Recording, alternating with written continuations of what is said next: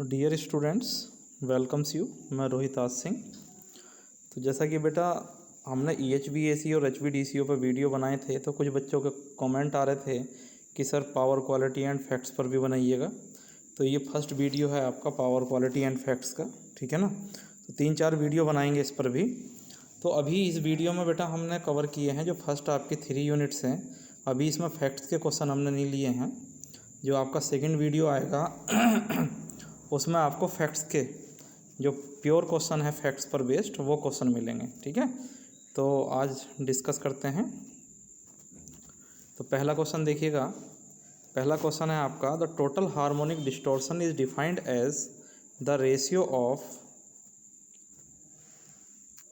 AC fundamentals to RMS harmonic content. ये पूछ रहा है कि ये ट्रू है या फॉल्स है, ठीक है।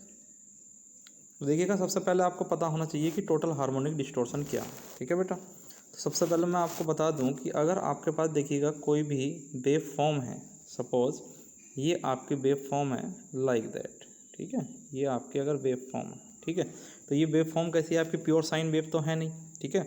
इसका मतलब क्या है, इसमें आपके हार्मोनिक्स भी होंगे और आपकी एक फंडामेंटल वेव भी होगी। आप लोगों ने फोरियर सीरीज पढ़ी होगी।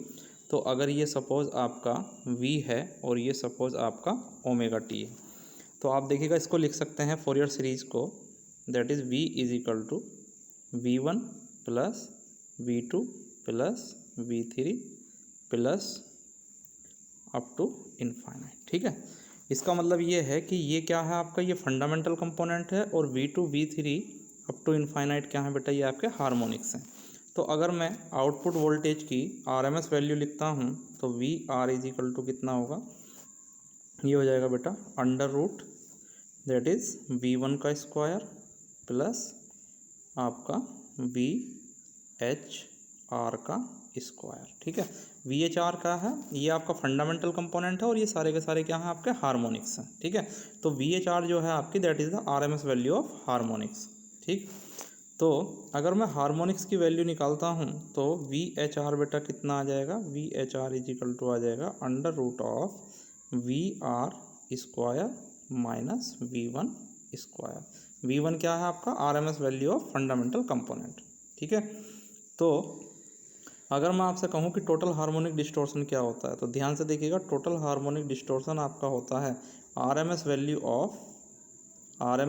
Of harmonics upon RMS value of fundamental component, that is V node HR that is RMS value of harmonics upon RMS value of fundamental component. तो अगर आप इसकी वैल्यू रखोगे बेटा तो आपको मिलेगा ये total harmonic distortion is equal to under root कितना होगा, हार्मोनिक्स की वैल्यू हमने क्या निकाली थी बेटा, VR का square minus V1 square divided by RMS value of fundamental component that is V1। तो ये क्या कह रहा है, the total harmonic distortion THD is defined as the ratio of AC fundamental to RMS harmonic component. तो ये तो गलत है, ठीक है ना। ये जस्ट अपोजिट इसने डेफिनेशन दी है, जबकि डेफिनेशन होती है total harmonics distortion is the ratio of RMS value of harmonics divided by RMS value of fundamental component. तो ये स्टेटमेंट क्या होगा आपका, फॉल्स हो जाएगा, ठीक है। चलिएगा नेक्स्ट क्वेश्चन देखते हैं। नेक्स्ट क्वेश्चन वो बोल रहा है, harmonic present in the system will cause interference with neighbouring telephone lines. तो ये तो बिल्कुल सही है कि अगर हमारे सिस्टम में हार्मोनिक्स डेवलप होते हैं तो वो क्या करते हैं, जो नियर बाई आपकी कम्युनिकेशन लाइन है उसमें इंटरफेरेंस क्रिएट करते हैं। आप लोगों ने देखा होगा, कभी कभी आप TV में सिग्नल देखते हो, जो आपके ऑडियो वीडियो सिग्नल होते हैं तो उनमें डिस्टर्बेंस होता है। तो वो किसकी वजह से होता है आपका, that is due to harmonics developed in power system. तो ये स्टेटमेंट बेटा आपका ट्रू हो जाएगा, this is true.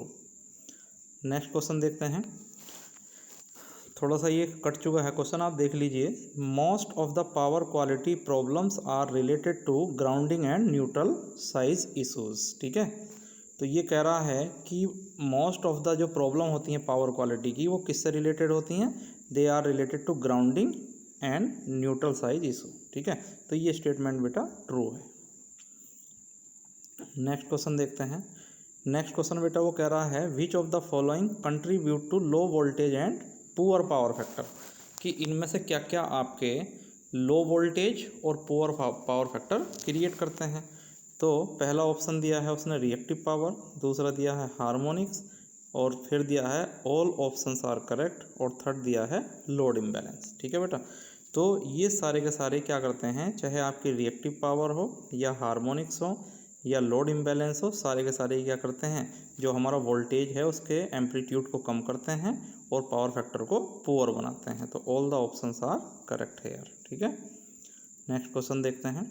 Next question वो बोल रहा है which of the following is not a source of harmonic current, कि इनमें से कौन सा आपका हार्मोनिक करंट का सोर्स नहीं होता है। ठीक है बेटा, इस क्वेश्चन को ध्यान से देखिएगा, इंपॉर्टेंट है। यूपीएस सिस्टम देखिएगा हार्मोनिक का सोर्स होता है। ठीक है, कंप्यूटर देखिएगा, जब भी आप स्विचिंग डिवाइस लगाते हैं, चाहे वो आपका सिस्टम हो, यूपीएस सिस्टम हो, चाहे आपका कंप्यूटर हो, और चाहे आपका कैपेसिटिव स्विचिंग हो, जब भी आपकी स्विचिंग होगी ये समझ लीजिए वहाँ पर आपके हार्मोनिक डेवलप होंगे। ठीक है, तो वो कह रहा है which of the following is not a source of harmonic current. तो बेटा रेजिस्टिव लोड क्या है, रेजिस्टिव लोड एक डीसी टाइप लोड है। ये कैसा लोड है, डीसी लोड है, जिसकी वजह से आपका डीसी में तो हार्मोनिक्स होते नहीं है। नोट कर लीजिए इसको, harmonics are not present, harmonics are not present in DC. DC में बेटा कोई भी हार्मोनिक आपका प्रेजेंट नहीं होता, क्योंकि डीसी की फ्रीक्वेंसी क्या होती है, जीरो होती है। इसलिए इसका जो करेक्ट आंसर होगा वो होगा रेजिस्टिव लोड। ठीक है, नेक्स्ट क्वेश्चन देखिएगा, वो कह रहा है filters are use to reduce which of the following. बेटा फिल्टर्स का क्यों यूज करते हैं हम, क्या फिल्टर का यूज़ हम वोल्टेज सैग के लिए करते हैं, बिल्कुल नहीं करते हैं। वोल्टेज डिस्टॉर्शन के लिए करते हैं, बिल्कुल नहीं करते हैं। हार्मोनिक्स के लिए करते हैं, हाँ बिल्कुल करते हैं। तो मैंने आपको बताया था कि जो हमारी वोल्टेज या करंट वेव फॉर्म होंगी उनमें क्या होगा बेटा, आपका फंडामेंटल कंपोनेंट होगा, प्लस आपके क्या होंगे, हार्मोनिक्स होंगे। तो इन हार्मोनिक्स को फिल्टर आउट करने के लिए हमारे पास डिजायर वेव फॉर्म क्या होनी चाहिए, देखिएगा हमारे पास फंडामेंटल वेव फॉर्म ये है, प्लस यहाँ पर हमारे पास हार्मोनिक्स है। हार्मोनिक्स में क्या होगा, आपकी फ्रीक्वेंसी बढ़ जाएगी, अगर सेकंड हार्मोनिक है तो दुगनी फ्रीक्वेंसी हो जाएगी, और अगर हमारे पास बेटा थर्ड हार्मोनिक्स है तो फ्रीक्वेंसी क्या हो जाएगी, ट्रिपल हो जाएगी। तो ये जो हार्मोनिक्स हैं इनको क्या करना है हमें, इनको बेटा हमें क्या करना है, फिल्टर आउट करना है। हमें जो डिजायर्ड कंपोनेंट चाहिए वो क्या चाहिए, प्योर साइनसॉइडल वेव चाहिए, प्योर साइन वेव चाहिए। तो हार्मोनिक्स को फिल्टर आउट करने के लिए हम किसका यूज करते हैं, फिल्टर्स का। तो इसका करेक्ट आंसर क्या होगा, filters are used for reduction of harmonics. Next question देखते हैं। नेक्स्ट क्वेश्चन कह रहा है which of the following will not comes under disturbance with respect to power quality, कि इनमें से कौन सा आपका डिस्टर्बेंस की कैटेगरी में नहीं आता है। ठीक है, तो देखिएगा पहला है इंटरप्शन इन सप्लाई, ठीक है, दूसरा आता है वोल्टेज सैग, तीसरा आता है हार्मोनिक डिस्टॉर्शन, और फोर्थ आता है ट्रांजिएंट। ठीक है, तो बेटा वोल्टेज सैग से भी क्या होता है, आपका डिस्टर्बेंस होता है पावर क्वालिटी में। ध्यान से पढ़िएगा, किसके रेस्पेक्ट में पूछ रहा है, with respect to power quality. ठीक है, तो बेटा ये बताइएगा अगर वोल्टेज सैग होगा तो वोल्टेज सैग क्या होता है, वोल्टेज सैग आपका ये होता है कि कुछ माइक्रो सेकंड के लिए आपका जो वोल्टेज का मैग्नीट्यूड है वो रिड्यूस हो जाता है। ठीक है ना, तो वोल्टेज सैग भी आपका डिस्टर्बेंस देगा। हार्मोनिक डिस्टॉर्शन से भी क्या होगा, आपका डिस्टर्बेंस, पावर क्वालिटी उतनी बढ़िया नहीं मिलेगी आपको, और ट्रांजिएंट भी क्या करेंगे, डिस्टर्बेंस देंगे।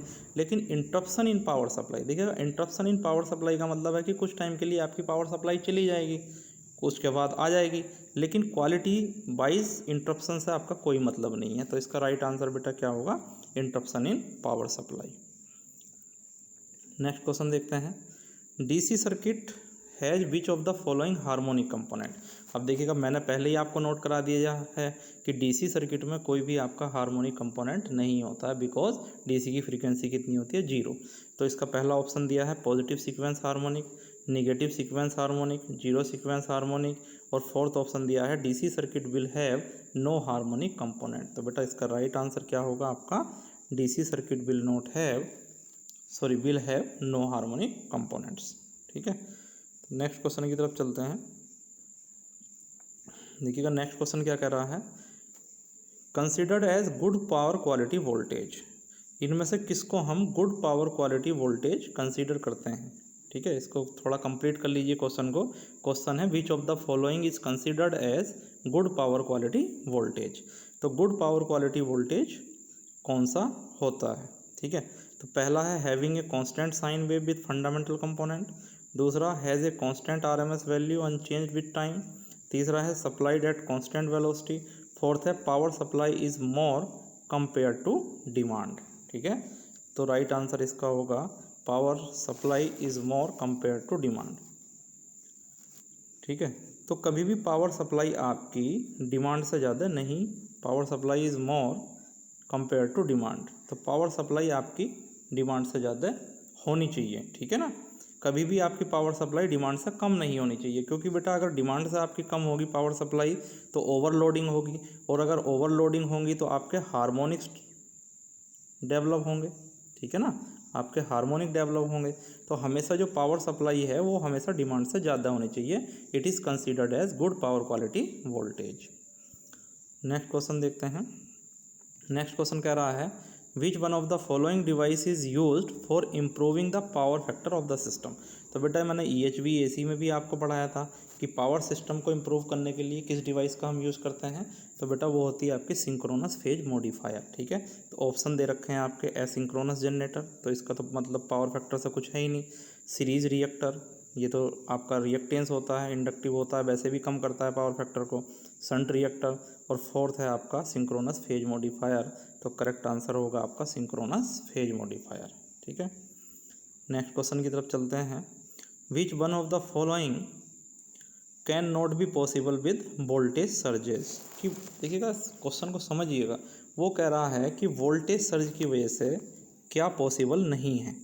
पहला कह रहा है डैमेज टू इलेक्ट्रॉनिक कंपोनेंट। ठीक है, तो डैमेज तो कर सकते हैं, वोल्टेज सर्जेस आपके क्या कर सकते हैं, डैमेज कर सकते हैं। दूसरा कह रहा है flicker in incandescent lamps, damaging to insulation. जो वोल्टेज सर्जेस हैं आपके इलेक्ट्रॉनिक कंपोनेंट को भी डैमेज कर सकते हैं बेटा, इंसुलेशन को भी डैमेज कर सकते हैं, और ट्रिपिंग ऑफ सेंसिटिव इक्विपमेंट। और जब आपका इंसुलेशन का टेम्परेचर बढ़ेगा, इंसुलेशन आपका डैमेज होगा, तो फॉल्ट की कंडीशन आ जाएगी, जिससे आपके सेंसिटिव इक्विपमेंट भी क्या होंगे, ट्रिप हो सकते हैं। तो अब देखिएगा यहाँ पर जो राइट आंसर है वो है फ्लिकर इन इनकैंडेसेंट लैम्प, यानी वोल्टेज सर्ज की वजह से फ्लिकरिंग नहीं होगी।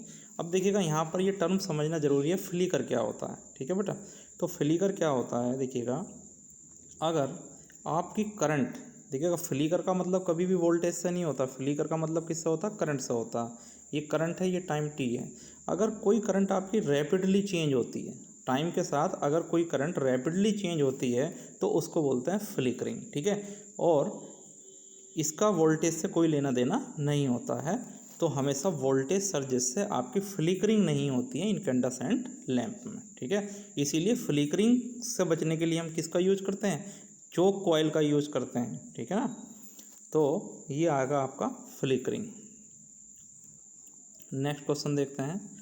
Harmonics cause which of the following. Harmonics क्या क्या कर सकते हैं। ठीक है, देखिएगा बेटा हीटिंग इन वाइंडिंग, बिल्कुल सही है, हीटिंग कर सकते हैं, कैपेसिटर फेलियर हो सकता है आपका, और न्यूसेंस ट्रिपिंग हो सकती है। तो राइट आंसर क्या हो जाएगा इसका, all the above are correct options. ठीक, नेक्स्ट क्वेश्चन देखिएगा। नेक्स्ट क्वेश्चन कह रहा है voltage dips can not be caused by which of the following. Dip का मतलब क्या होता है, कम होना। ठीक है, voltage dips can not be caused by of the following, किसकी वजह से वोल्टेज डिप नहीं हो सकती है। देखिएगा मैंने कहा था आपका जब भी स्विचिंग होगी, ठीक है ना, तो switching on the large load, जब भी आप लार्ज लोड चलाओगे, स्विचिंग करोगे लार्ज लोड की, तो आपके वोल्टेज डिप होते ही आपने देखा होगा, प्रैक्टिकल किया होगा, तो ये तो सही है। Capacitive switching, inductive loading, local and remote fault की वजह से भी आपके डिप होगा वोल्टेज, इंडक्टिव लोडिंग की वजह से भी, जैसे आपने देखा होगा कभी कभी अगर आप ट्रांसफार्मर को स्विच ऑन करते हैं, ठीक है, सप्लाई से कनेक्ट करते हैं, तो आपके वोल्टेज में डिप होता है, और लार्ज लोड लगाते हैं तब भी डिप होता है। लेकिन अगर आप कैपेसिटिव स्विचिंग करेंगे तो कैपेसिटिव स्विचिंग एक्चुअली क्या करता है, कैपेसिटिव स्विचिंग क्या करता है, ये reactive power, capacitive reactive power generate करता है, जो वोल्टेज प्रोफाइल को क्या करता है, इम्प्रूव करता है। इसलिए कैपेसिटिव स्विचिंग से आपका वोल्टेज डिप नहीं होगा। नेक्स्ट क्वेश्चन की तरफ चलते हैं। Which of the following is long term voltage sags caused by system overload. ठीक है, इसको क्या बोलते हैं, देखिएगा ध्यान से देखिएगा, अगर आपका जो वोल्टेज है अगर आपका वोल्टेज, ये आपका टाइम t है और ये आपका वोल्टेज v है, अगर ये वोल्टेज आपका लॉन्ग टाइम के लिए क्या होता है आपका, कम होता चला जाता है, इसका एम्पलीट्यूड कम होता चला जाता है लॉन्ग टाइम के लिए, तो बेटा इस फिनोमेना को हम बोलते हैं ब्राउन आउट। इसको क्या बोलते हैं, ब्राउन आउट। ठीक है, तो ध्यान रखिएगा, ये इंपॉर्टेंट क्वेश्चन है। देखिएगा पावर क्वालिटी के लिए, पावर क्वालिटी में टर्म्स होते हैं, जो टेक्निकल टर्म्स होते हैं उनको समझना बहुत ज़रूरी है। तो इसको ध्यान रखिएगा, जब लॉन्ग टाइम के लिए वोल्टेज सैक्स आपको मिलता है, ठीक है ना, कुछ सेकंड के लिए नहीं, बहुत लंबे आवर्स के लिए मिलता है, तो उसको हम क्या बोलते हैं, ब्राउन आउट बोलते हैं। ठीक है, नेक्स्ट क्वेश्चन की तरफ देखते हैं। नेक्स्ट क्वेश्चन दे रखा है, electric resistance heaters and incandescent bulb have the power factor of which of the following. तो बेटा आपको पता है जो इलेक्ट्रिक रेजिस्टेंस हीटर होते हैं, रेजिस्टेंस का मतलब कैसा पावर फैक्टर होता है, यूनिटी, या आपके इनकैंडेसेंट लैंप होते हैं वो जनरली यूनिटी पावर फैक्टर पर ऑपरेट करते हैं, तो इसका तो सीधा आंसर आपका हो जाएगा यूनिटी पावर फैक्टर। नेक्स्ट चलिएगा, नेक्स्ट क्वेश्चन कह रहा है the third harmonic currents are known as. देखिएगा जो थर्ड हार्मोनिक करंट है बेटा वो कौन सी हो जाती है आपकी, जीरो सीक्वेंस करंट। तो जीरो सीक्वेंस करंट को ही हम क्या बोलते हैं, थर्ड हार्मोनिक करंट बोलते हैं। नेक्स्ट देखिएगा, वो कह रहा है is the short time reduction in RMS voltage between 0.1 to 0.9 per unit. ठीक है, यानी जो वोल्टेज में बेटा रिडक्शन हो रहा है वो कितना हो रहा है, 0.1 to 0.9 पर यूनिट का रिडक्शन हो रहा है, कितने के लिए, for half cycle to 1 minute. ठीक है, तो जब बहुत स्मॉल ड्यूरेशन के लिए स्मॉल चेंज हमारा होता है, स्मॉल रिडक्शन होता है, तो उसको बेटा बोलते हैं वोल्टेज सैग। क्या बोलते हैं, वोल्टेज सैग। और जब लॉन्ग टाइम के लिए रिडक्शन होता है तो उसको मैंने क्या बताया था आपका, ब्राउन आउट। उसको क्या बताया था बेटा, ब्राउन आउट। तो ध्यान रखिएगा ये दो चीज़ें, अगर लॉन्ग टाइम के लिए आपका रिडक्शन होता है वोल्टेज में तो उसको क्या बोलते हैं, ब्राउन आउट बोलते हैं, और जब बहुत कम समय के लिए हाफ साइकिल 1 मिनट के लिए होता है तो उसको क्या बोलते हैं, वोल्टेज सैग बोलते हैं। नेक्स्ट क्वेश्चन देखते हैं, continuous and rapid variation in load current. अभी बताया था पीछे मैंने, continuous and rapid variation in load current magnitude which causes voltage variation. ठीक है, तो करंट में अगर आपके कंटिन्यूस, और सपोज ये हो रहा है करंट में आपका, ये चेंज हो रहा है, तो ये आपके करंट है और ये आपका टाइम टी है, तो करंट में अगर आपका वेरिएशन रैपिड वेरिएशन हो रहा है और लॉन्ग टाइम के लिए हो रहा है तो बेटा उसको बोलते हैं फ्लिकर। क्या बोलते हैं, फ्लिकर। और जब करंट में फ्लिकर आपका फिनोमेना होती है तो वोल्टेज वेरिएशन भी होता है। वोल्टेज वेरिएशन से आपका फ्लिकर नहीं होता है, लेकिन फ्लिकर से आपका वोल्टेज वेरिएशन होता है। नेक्स्ट क्वेश्चन की तरफ चलते हैं। नेक्स्ट क्वेश्चन कह रहा है in which of the following condition does voltage unbalance occurs. Voltage unbalance बेटा आपका कब होता है, ठीक है ना। तो देखिएगा आपने 3 फेज सप्लाई सिस्टम पढ़ा होगा, तो 3 फेज सप्लाई सिस्टम में आपने 3 वोल्टेज पढ़े होंगे। ये 3 वोल्टेज होते हैं आपके पास, ये V1 होता है, ये V2 होता है, और ये बेटा आपका V3 होता है। ठीक है, ये एंगल कितना होता है, 120 डिग्री, ये भी कितना होता है 120 डिग्री, और ये भी कितना होता है 120 डिग्री। तो बेटा जब आपका V1 बराबर V2 होता है बराबर V3, यानी तीनों वोल्टेज का जो मैग्नीट्यूड है वो बराबर होता है और फेज डिस्प्लेसमेंट आपका 120 डिग्री होता है, तब इस तरह की सप्लाई को बेटा हम क्या बोलते हैं, बैलेंस्ड सप्लाई। क्या बोलते हैं, बैलेंस्ड सप्लाई। तो यहाँ देखिएगा वो कह रहा है in which of the following condition does voltage unbalance. वो किसकी बात कर रहा है, अनबैलेंस की बात कर रहा है। तो पहला ऑप्शन दिया when voltage magnitude in all the 3 phases are not identical, बिल्कुल सही। When the phase angle between phases are not equal to 120 degree, बिल्कुल सही। इसका मतलब ऑप्शन बोथ आर करेक्ट, ठीक है ना। नेक्स्ट क्वेश्चन देखते हैं, which of the following is wave form distortion. Which one of the following is wave form distortion. इनमें से कौन सा आपका वेव फॉर्म डिस्टोर्शन होता है।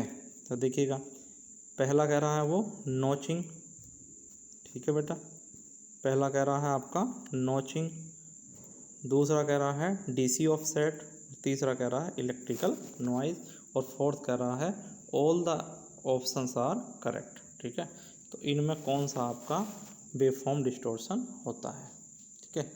तो all the options are correct. Notching भी आपका वेव फॉर्म डिस्टॉर्शन होता है, डीसी ऑफसेट भी आपका होता है, और इलेक्ट्रिकल नॉइज़ भी आपका क्या होता है, वेव फॉर्म डिस्टॉर्शन होता है। तो चारों के चारों ये वेव फॉर्म में डिस्टॉर्शन होते हैं। डीसी ऑफसेट बेटा क्या होता है, डीसी ऑफसेट ये होता है, आपने देखा होगा कि अगर मैं ये साइन वेव बना दूं, टर्म बिल्कुल क्लियर होने चाहिए आपके ना, ये ओमेगा टी, मैं आपसे कहूँ कि इसकी एवरेज वैल्यू क्या होगी, ये सपोज आई है, तो आई नोट एवरेज कितनी होगी बेटा, आप 0 बताओगे, 0 पाई 2 पाई, क्योंकि जितना पॉजिटिव हाफ साइकिल है उतना ही नेगेटिव हाफ साइकिल है, तो एवरेज वैल्यू कितनी होगी, 0 होगी। ठीक है, इसका मतलब ये प्योर एसी वेव है, ऐसी वेव फॉर्म जिसकी एवरेज वैल्यू क्या होती है आपकी, 0 होती है, उसको हम बोलते हैं प्योर एसी वेव फॉर्म।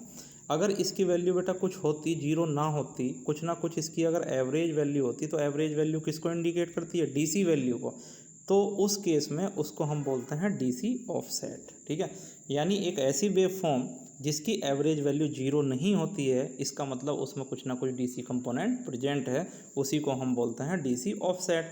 और इस डीसी ऑफसेट की वजह से ही क्या होता है, वेव फॉर्म में डिस्टॉर्शन होता है। ठीक है, तो नेक्स्ट क्वेश्चन देखते हैं, which of the following external power problems are more frustrating than damaging. ये कह रहा है डैमेज होने से ज़्यादा कौन सी प्रॉब्लम आपकी मोर फ्रस्ट्रेटिंग होती है, तो ये होता है बेटा, क्या होता है, ब्लैकआउट। क्या बोलते हैं इसको, ब्लैकआउट। ब्लैकआउट का मतलब क्या होता है यार, ब्लैकआउट का मतलब होता है कंप्लीटली आपकी सप्लाई इंटरप्ट हो जाती है, लॉन्ग टाइम के लिए आपकी सप्लाई क्या हो जाती है, इंटरप्ट हो जाती है, इसीलिए इसको हम क्या बोलते हैं, ब्लैकआउट बोलते हैं। ठीक है, तो ब्लैकआउट मोर फ्रस्ट्रेटिंग होती है डैमेज होने से। देखिएगा, अगर कोई चीज़ डैमेज हो गई, मान लिया कोई फॉल्ट हो गया, तो फॉल्ट तो कुछ टाइम के लिए आप क्या कर लोगे, क्लियर कर लोगे ना, कुछ टाइम के बाद क्या हो जाएगी, आपकी सप्लाई कंटिन्यू हो जाएगी। लेकिन बेटा ब्लैकआउट में क्या होगा, लॉन्ग ड्यूरेशन में आपकी सप्लाई इंटरप्ट हो जाएगी, तो दिस इज़ मोर फ्रस्ट्रेटिंग। ठीक है, नेक्स्ट क्वेश्चन देखते हैं। नेक्स्ट क्वेश्चन कह रहा, if your computer shares an extension cord with an appliances which of the following will soon cause some major problem. ठीक है ना, तो अगर आप अपने कंप्यूटर से शेयर करते हैं किसी और एप्लियंसेस को with the help of extension code, तो क्या प्रॉब्लम हो सकती है बेटा, वो प्रॉब्लम आपकी कहलाती है, वो कहलाती है लाइन नॉइस। क्या कहलाती है, लाइन नॉइस। नेक्स्ट क्वेश्चन की तरफ चलते हैं, which of the following is primary component of surge suppressor. देखिएगा, सर्ज सप्रेसर का क्या काम होता है, जो सर्ज वोल्टेज में जो हमारे सर्ज डेवलप हो रहे हैं उनको सप्रेस कर देता है। तो वो कह रहा है कि कौन सा कंपोनेंट यूज़ करते हैं, तो वो करते हैं बेटा मेटल ऑक्साइड वारिस्टर। आपने पावर इलेक्ट्रॉनिक्स में भी पढ़ा होगा, MOV, मोव, मेटल ऑक्साइड वारिस्टर क्या करता है, सर्ज को सप्रेस कर देता है। नेक्स्ट क्वेश्चन की तरफ चलिएगा, वो कह रहा है which of the following term describe the time lapse before the surge protection begins or how much time elapses between detection and protection। वो कह रहा है डिटेक्शन और प्रोटेक्शन के बीच का जो टाइम होता है उसको क्या बोलते हैं। ठीक है, तो उसको बेटा हम बोलते हैं क्लैंपिंग स्पीड। क्या बोलते हैं, क्लैंपिंग स्पीड। तो इन टर्म को थोड़ा समझ लीजिए, थोड़ी लैंग्वेज इसकी हार्ड है क्वेश्चन की। Which of the following term describe the time lapse before the surge protection begins, यानी सर्ज प्रोटेक्शन शुरू होने से पहले, और how much time elapses between detection and protection, यानी सर्ज को हमने डिटेक्ट कर लिया और प्रोटेक्ट करना चाह रहे हैं, तो डिटेक्शन और प्रोटेक्शन के बीच को जो बोलते हैं वो क्या बोलते हैं, clamping speed.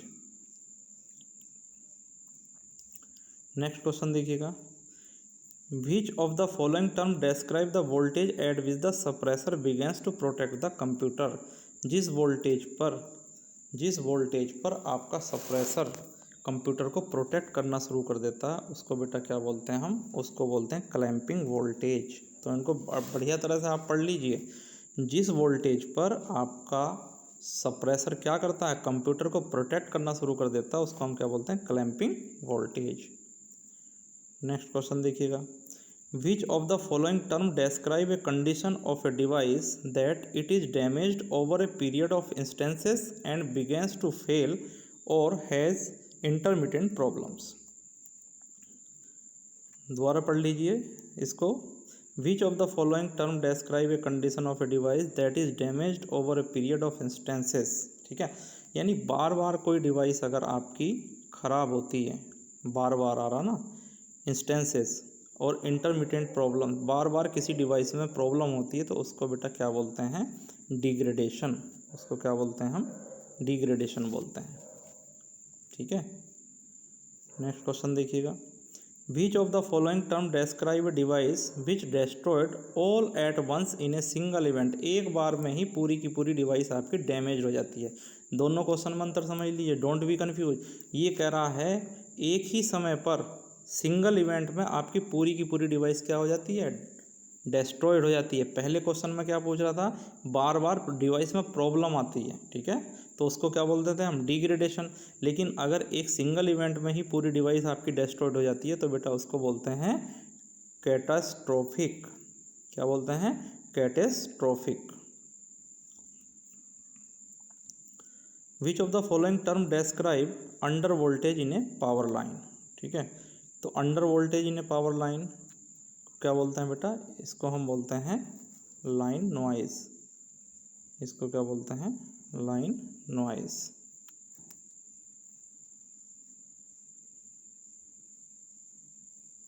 Which of the following term describe power failing completely.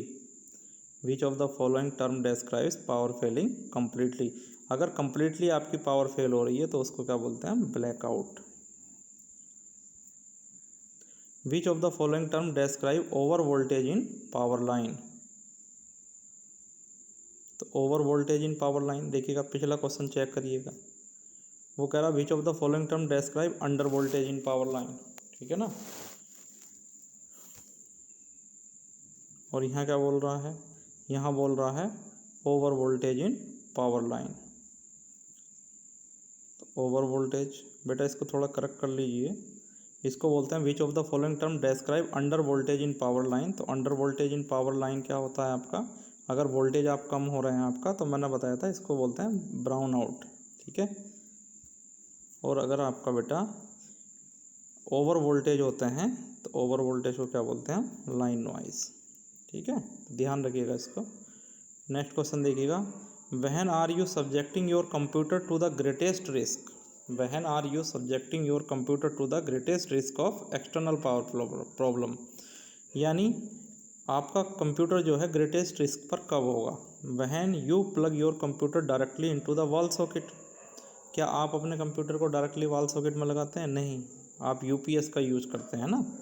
ठीक है, अगर आप डायरेक्टली आपके कंप्यूटर को किससे लगा रहे हो, वॉल सॉकेट से डायरेक्टली कनेक्ट कर रहे हो, इसका मतलब आपका कंप्यूटर क्या है, हाई रिस्क पर है।